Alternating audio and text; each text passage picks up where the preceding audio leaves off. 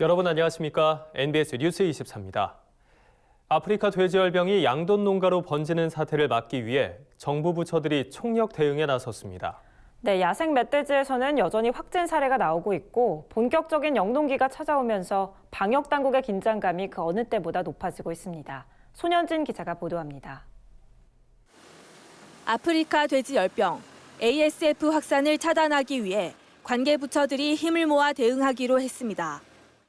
ASF 중앙사고수습본부는 야생 멧돼지로 인한 양돈 농가의 ASF 감염을 막기 위해 농림축산식품부와 환경부, 국방부 등 관계부처 협력을 강화할 계획이라고 밝혔습니다. 환경부는 광역 울타리 내부의 멧돼지 포획틀을 440개에서 515개로 늘리고 트랩 역시 220개에서 625개로 대폭 늘리기로 했습니다. 광역 울타리 외곽 지역의 포획 활동도 강화합니다. 경기 강원도의 총 8개 시군에 포획 벨트를 설정하고 남쪽에서 북쪽으로 집중 포획을 실시합니다. 또 멧돼지 폐사체를 신속히 제거하기 위해 ASF 발생 지역을 81개 구획으로 나눈 뒤 대대적인 수색에 나설 예정입니다. 환경부는 강원도 화천군의 파로호 남측과 해산 동측 광역 울타리 설치와 함께 기존 광역 울타리 보강 작업을 이달 안에 모두 마무리한다는 방침입니다. 또 농식품부, 국방부와 함께 비무장지대와 인근 농경지 등을 주기적으로 조사해 ASF 확산 상황을 감시하기로 했습니다. 영농철, 민통선 지역의 오염 지역에 사람과 차량의 왕래가 많아지면 아프리카 돼지열병의 발생 확률이 높아집니다. 정부 부처 간의 협력을 강화하여 아프리카 돼지열병 발생을 차단하기 위해서 노력하고 있습니다. 국방부는 민통선 이북 지역에서 실시해온 총기 포획을 민간 전문 수렵인과 합동해 더욱 강화하고 멧돼지 폐사체 수색을 확대하기로 했습니다. 농식품부는 접경 지역에 대한 집중 소독과 함께 농장 단위의 방역 강화에 나섭니다. 4월부터는 중앙지자체 합동 점검반을 구성해 전국 양돈 농장의 방역 조치를 점검하기로 했습니다. ASF는 현재 사육돼지에서는 발생하고 있지 않지만 야생 멧돼지에서는 지속적으로 확진 사례가 나오고 있습니다. 가축 방역 당국은 3월 말 이후에는 멧돼지 출산기와 본격적인 영농기가 겹쳐 ASF 대응이 어려워질 것이라며 방역 활동에 최선을 다하겠다고 밝혔습니다. MBS 뉴스 손현진입니다. 코로나19에 따른 고용 불안과 손실이 경제 전반으로 확산되면서 정부가 모든 업종에 대해 고용 유지 지원금을 최대 90%까지 지원하기로 했습니다. 농산물 산지 유통센터와 농업회사법인 역시 지원 혜택을 받을 수 있게 됐습니다. 김인경 기자입니다. 정부가 코로나19 대응을 위해 고용유지 지원금을 5천억 원 규모로 확대합니다. 홍남기 경제부총리 겸 기획재정부 장관은 25일 정부 서울청사에서 열린 제2차 위기관리 대책회의를 주재하며 이같이 밝혔습니다. 홍 부총리는 모두 발언에서 코로나19 영향이 경제 전반으로 확산되면서 교육, 도소매, 제조업 등 거의 모든 업종에 걸쳐 고용유지 지원금 신청이 급증하고 있다고 설명했습니다. 이에 기존 1,000억 원이던 고용유지 지원금 규모를 5천억 원으로 대폭 확대하고 업종 구분 없이 모든 업종에 대해 고용보험에 가입한 사업장이라면 지원금을 최대 90%까지 상향한다고 밝혔습니다. 고용유지 지원금은 경기 악화 등으로 고용 조정이 불가피한 상황에서 사업주가 근로자를 해고하지 않고 휴업, 휴직 등으로 고용을 유지할 때 정부가 지원금을 주는 제도입니다. 이달 초 정부는 여행업과 관광 숙박업, 관광 운송업 등을 특별 고용 지원 업종으로 지정해 고용유지 지원금을 90%까지 지원키로 했는데 4월부터 업종을 가리지 않고 지원 수준을 최대 90%로 올리는 겁니다. 정부가 내놓은 이 같은 소식에 농업계에서도 관심이 모아지고 있습니다. 농산물 산지 유통센터 APC나 농업회사법인에서도 고용유지 지원금을 신청하면 일시적인 경영위기 극복에 큰 도움을 받을 수 있기 때문입니다. APC 역시 환영의 목소리를 내놓고 있습니다. 지금 모든 게 소비가 안 되니까 농산물 값이 아시다시피 완전 반토막이잖아요. 이런 걸 뭐 좀 지원을 해줘야 뭐 종업원들 임금비라도 세이브가 돼서 운영에 도움이 안 되겠습니까? 농산물이 흐름이 지금 정상적 흐름이 아니고 그러다가 임금비 고정비는 계속 들어가는 거고 하긴 뭐 우리도 중소기업인데 그런 측면에서 지원을 해주면 좋죠. 이번 조치로 고용보험에 가입한 농업법인이나 APC 사업주 등은 4월에서 6월까지 3개월 동안 근로자가 휴업이나 휴직하는 경우 휴업휴직수당의 90%를 정부에서 지원받을 수 있습니다. 3월 중에는 75% 지원이 가능합니다. 예를 들어 월급이 200만 원인 근로자에게 휴업수당을 지급할 경우 기존에는 기업 부담분이 35만 원이었다면 4월부터는 기업이 월 14만 원만 부담하면 되는 겁니다.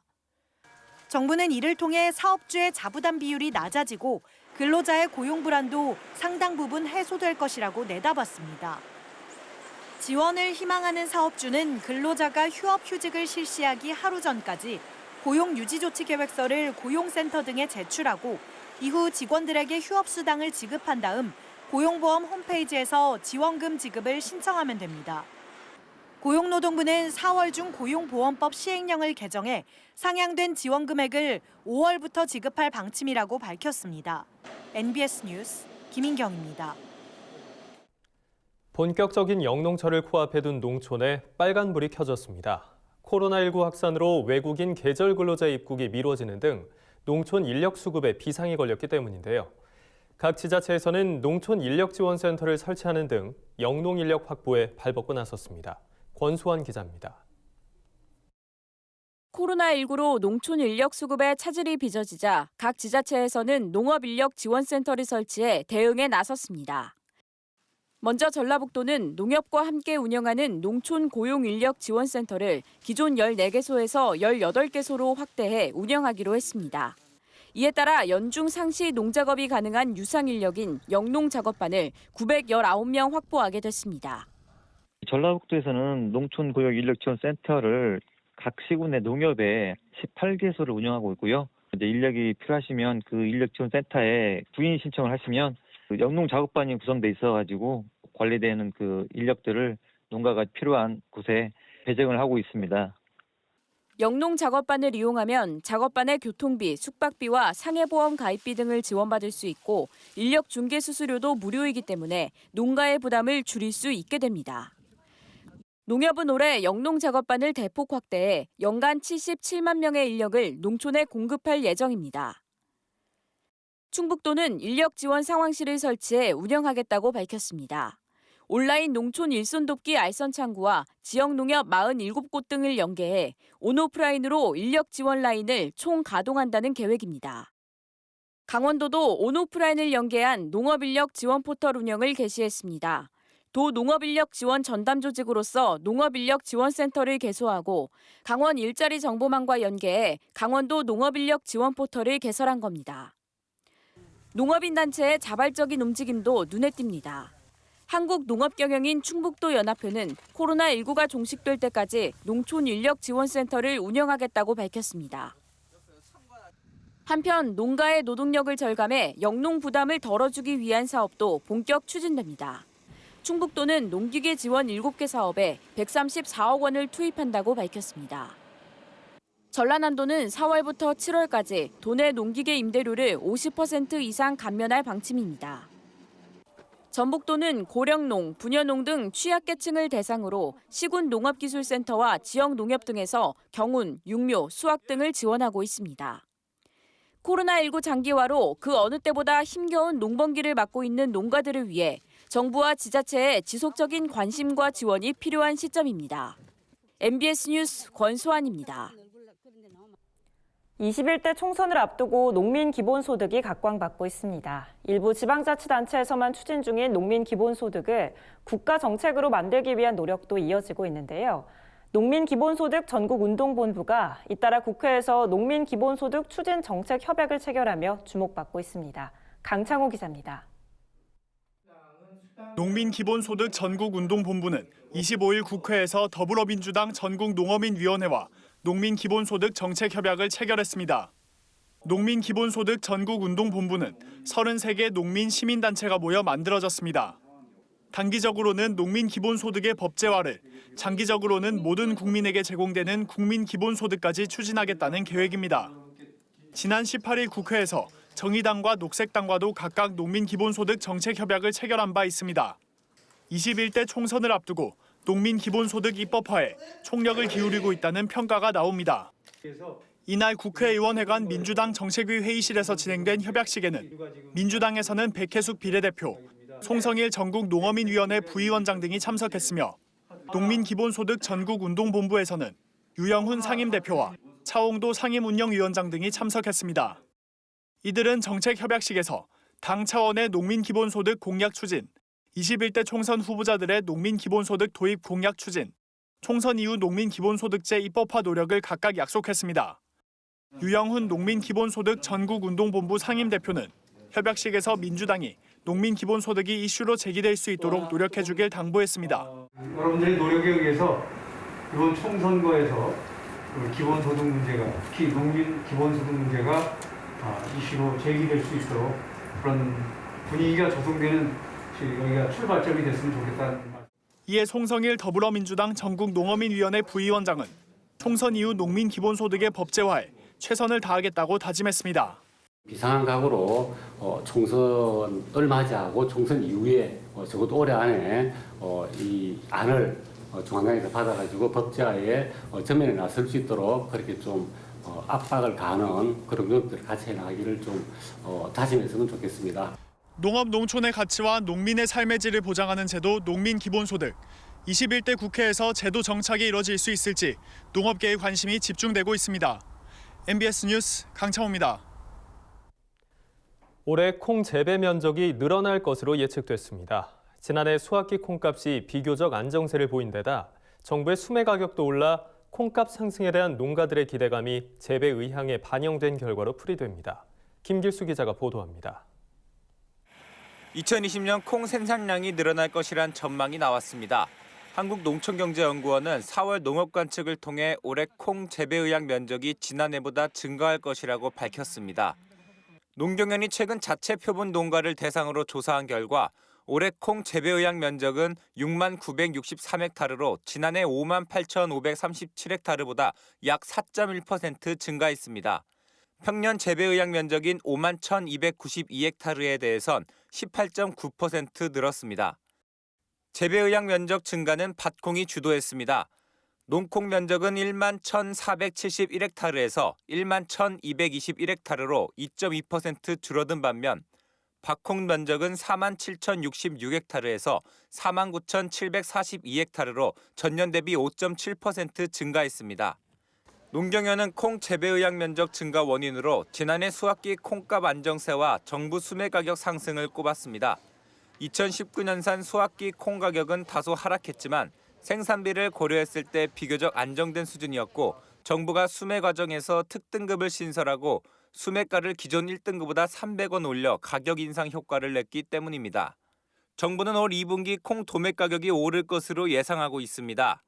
2019년산 콩 생산량은 10만 5,340톤으로 2018년 8만 9,400톤 대비 17.8% 늘었지만 정부 수매 물량은 547톤에서 1만 6,668톤으로 크게 늘어 시장 공급 물량 감소가 예상되기 때문입니다. 콩 소비 증가도 가격 상승 요인으로 지목되고 있습니다. 최근 코로나19 여파로 외식이 줄고 가정 내 소비가 증가하면서 국산 콩을 선호하는 가정이 늘고 있기 때문입니다.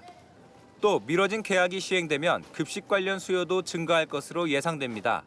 지난해 재배 면적 증가 등으로 생산량은 증가했지만 정부 수매량 증가로 시장 공급 물량이 전년보다 감소하였고 또 코로나19 영향으로 외식 소비는 감소했지만 가정 내 소비가 늘고 또 향후 계약 시 급식 관련 수요도 증가할 것으로 예상되어서 강보합세가 예상됩니다. 이번 재배 의향 면적 관측대로 콩 재배 면적 확대와 함께 가격 상승이 이뤄질지 콩 재배 농가들의 관심이 집중되고 있습니다. MBS 뉴스 김길수입니다. 다음은 간추리 뉴스입니다. 농림축산식품부가 2020년 스마트 축산단지 조성사업 대상지를 오는 6월 19일까지 추가 모집합니다. 이번 공모에 참여를 희망하는 시군은 지역 축산농가 및 전문가 등과 자체 추진단을 구성하고 사업계획서 등의 신청 서류를 구비해 농식품부에 제출하면 됩니다. 농식품부는 외부 전문가로 구성된 평가위원회를 통해 사업계획서 검토, 현장 평가 및 대면 평가 등을 거쳐 오는 7월 초 최종 대상지로 4개소를 선정할 계획입니다. 전라남도가 25억 8,500만 원을 투입해 올해 시설원예 스마트팜 지원을 확대한다고 최근 밝혔습니다. 스마트팜 지원 사업은 시설하우스의 환경 제어를 위한 내외부 온습도 및 토양 수분 센서 장비, 환풍기 등을 개소당 2억 원 범위 내에서 50%를 지원하는 사업입니다. 도 관계자는 시설 원예뿐만 아니라 과수, 화훼, 노지까지 스마트팜이 확대 보급될 수 있도록 지원을 확대하겠다고 말했습니다. 충북 증평군과 충북 인삼농협이 최근 증평군청에서 인삼, 홍삼 유통 활성화를 위한 상생 협약을 맺었습니다. 두 기관은 농협 직원에게 제공하는 인삼, 홍삼 제품 할인 혜택을 군청 소속 직원까지 확대하고 코로나19 사태가 진정되면 지역 내 기업체들에게도 할인 혜택을 제공할 계획입니다. 홍성열 군수와 이규보 조합장은 이번 협약을 계기로 면역력을 높이는 데 탁월한 효과를 가진 인삼, 홍삼의 판로를 확대해 농가 소득 증가로 이어지도록 최선을 다하겠다고 말했습니다. 최근 충청남도 농업기술원이 하얀 벼 이삭을 가진 관상용 벼를 개발했습니다. 이 관상용 벼는 도농기원에서 개발한 전국 최초의 관상용 벼 충남 1호를 유생미 수집 자원과 교배한 신품종으로 해당 벼는 도농업기술원 내 벼 시험포에 전시될 예정입니다.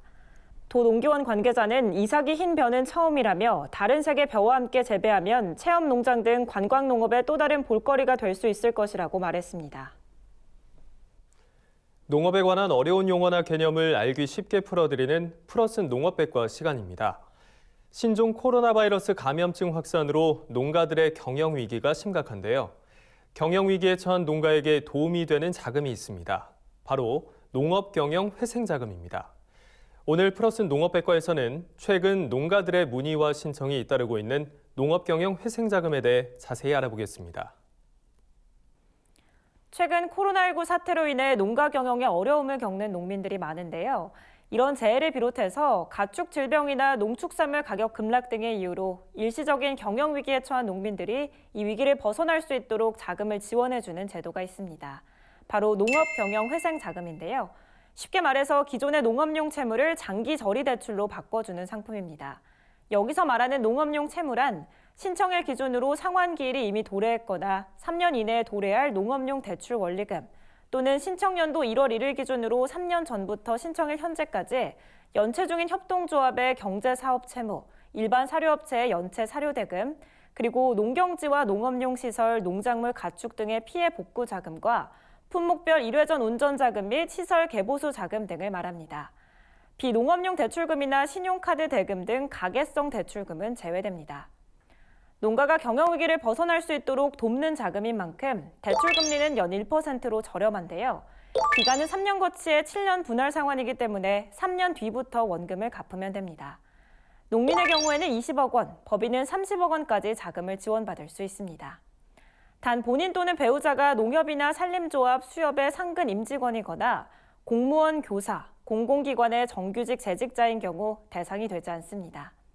2주택자이거나 상가, 대지, 잡종지 등 비농업용 자산 및 골프 회원권을 보유한 사람도 대상에서 제외됩니다. 그럼 어떻게 신청할 수 있을까요? 신청을 희망하는 농업인은 기존 대출을 받았던 농협은행 영업점이나 농축협에 신청하면 되는데요. 경영위기 사유와 피해 사실을 입증할 수 있는 근거 자료와 함께 구체적으로 작성된 경영정상화 계획서, 그리고 제공담보 내역 등을 첨부해 대출기관에 제출하면 경영평가위원회의 심사를 거쳐 자금 지원 여부가 결정되고, 이렇게 지원 대상자로 선정이 되면 대출 취급기관은 채권 보전 조치 후 자금을 지원하게 됩니다. 지난해부터 3억 원 이하 대출에 대해서는 심사 절차가 간소화됐는데요. NH농협 시군지부를 거치지 않고 지역 농축협의 심사만으로 대출을 받을 수 있습니다. 정부는 올해도 코로나19 여파로 인한 화훼 농가의 어려움을 감안해 농업경영회생자금 300억 원을 농가에 지원할 방침인데요. 농림축산식품부는 지방자치단체와 화훼협회 등을 통해서 화훼 농가를 중심으로 자금에 대한 안내를 적극적으로 나서고 있습니다. 농업경영회생자금, 심각한 경영위기 속에서 농가들의 시름을 덜어줄 수 있을지 주목됩니다. 지금까지 플러스 농업백과였습니다. 저희가 준비한 소식은 여기까지입니다. NBS 뉴스 24 마칩니다. 함께해 주신 여러분 고맙습니다.